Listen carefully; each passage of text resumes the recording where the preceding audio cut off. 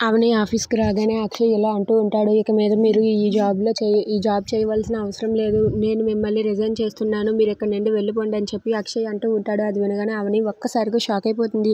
ఏం మాట్లాడుతున్నారండి మీరు? అసలు నేనెందుకు ఈ జాబ్ చేయనవసరం లేదు. నేను ఈ జాబ్ చేస్తాను అని చెప్పి అంటూ ఉంటుంది. అది వినగానే అక్షయ్ అయితే మీరు మాకు అవసరం లేదు. మీలాంటి వర్కర్స్ మాకు అస్సలు వద్దు. ఉండండి. ఇప్పుడు మీకు కాదు మీ ఓనర్‌కే ఫోన్ చేసి చెప్తాను అంటూ తన ఓనర్‌కి ఫోన్ చేసి చెప్తూ ఉంటాడు. మాకు ఈ అమ్మాయి అవసరం లేదు. వెంటనే ఈ అమ్మాయిని జాబ్‌లో నుండి తీసేస్తున్నాం అని చెప్పి అంటూ ఉంటాడు. అది వినగానే అక్కడ ఉన్న ఓనర్ ఇలా అంటూ ఉంటారు. అసలు మీరెందుకు అలా తీసేయాలనుకుంటున్నారు? మీ ప్రాబ్లమ్ ఏంటి అని చెప్పి అడుగుతూ ఉంటారు. దాంతో అక్కడ ఉన్న అక్షయ్ ఇలా అంటూ ఉంటాడు. మా ప్రాబ్లమ్ ఈ అమ్మాయి అవనియే. ఈ అవని మాకు వద్దు. అందుకే తీసేస్తున్నా. మీరు కూడా హ్యాట్సప్ చేయండి అని చెప్పి ఫోన్ కట్ చేస్తాడు. అది వినగానే అవని ఒక్కసారిగా షాక్ అయిపోతుంది.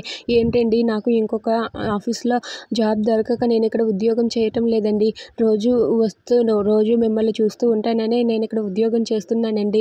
ఎందుకంటే ఇన్నాళ్లలో ఒక్క రోజైనా సరే మీరు మారరా? మీరు మారుతారనే కదా నేను ఇక్కడ మీకోసం ఎదురు చూస్తూ ఉన్నాను. కానీ మీరేమో ఇలా చేస్తున్నారు. అసలు ఎందుకండి ఇలా చేస్తున్నారు? మీరెందుకు ఇలా చేస్తున్నారో నాకు అస్సలు అర్థం కావటం లేదని చెప్పి అంటూ ఉంటుంది. అది వినగానే అక్షయ్ అయితే ఏంటి నీకు ఎన్నిసార్లు చెప్పినా అర్థం కాదా? నేను మారను.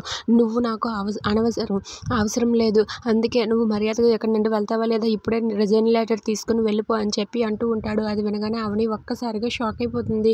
ఇక అక్కడ ఉన్న అక్షయ్ మాత్రం ఇలా అంటూ ఉంటాడు. అసలు నీలాంటి వాళ్ళు ఈ ఆఫీస్‌లో ఉండడమే మా మా కర్మ అంటాడు.